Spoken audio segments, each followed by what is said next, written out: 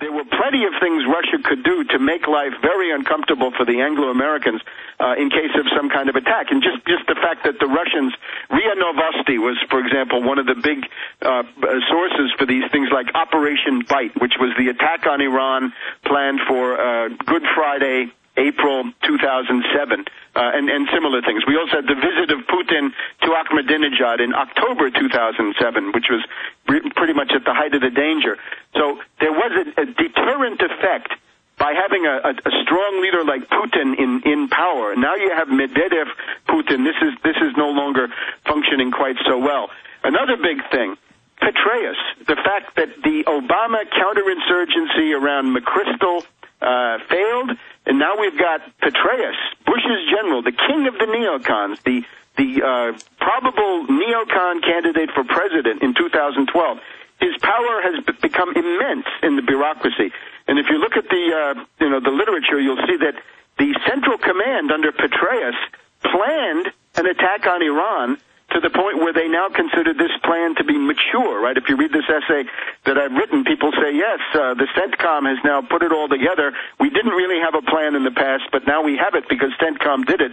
And, of course, they did it during the time that Petraeus was there. So the strengthening of the neocons with Petraeus, this tremendous weakness of the Anglo-Americans because of the bankruptcy of the dollar and, therefore, their desire, really, for some kind of an event in the Middle East like 1973, the failure of this green revolution. There's also another thing, which is that Hezbollah has been acquiring some rather sophisticated missiles. They've got this thing called the M600, I believe it is, which is something like 300 kilometers, but it has a guidance system, right? The missiles that Hezbollah was using in the 2006 Lebanon war, which were essentially Russian World War II. Why on earth would Hezbollah start another war and elicit an Israeli attack? Well, they wouldn't.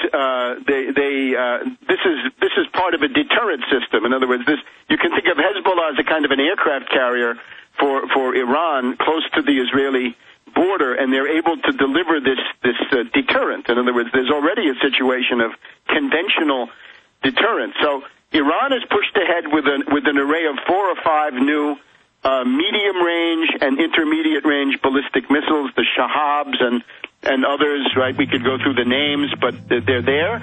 And then you've got these other missiles in southern Lebanon. Webster, stay there. We got a break. When we come back, though, when do you see the attack happening? Do you believe this with the Iranian leader saying that he's got the intel, the attack is on the next 3 months? What's the second country he's saying is going to be attacked? Is it Lebanon or is it Syria?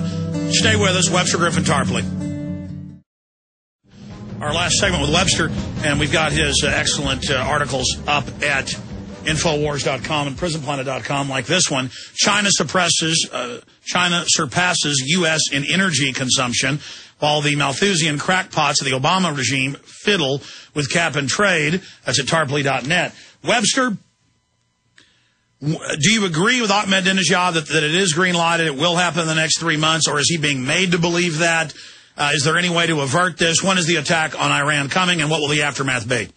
Well, I'm not sure when he said this, but depending on when he said it, he might be agreeing with me, because in this article that I put up Thursday of last week... He said it yesterday in Press TV. I speculated saying, look, I don't have any specific information, but the one thing you know about these attacks is that they tend to occur in the dark of the moon, right? The new moon, when there's no moonlight, because of the way that these stealth cruise missiles and planes, if you can see them, you can hit them, but if you can't see them, then it's very, very hard. And the timetable of the new moon for the coming 3 months, August 10th, September 8th, October 7th, this I write at the end of that piece on Iran. I found an article by Arnaud de Borchgrave, an old adversary of mine, used to work for UPI, now works for Newsmax, and he says Obama would like to have 3 wars, and if he has 3 wars, he can have 2 houses of Congress still under his control, which seems to be suggesting an October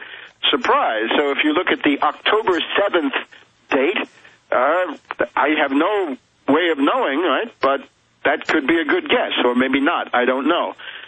Certainly, when it happens, right? The Iranians have these missiles: the Fajr, the Shahab, the Ghadr, the Ashura, and the Sajil. These are all 2,000 kilometers. Some of them have MIRVs. They have multiple warheads.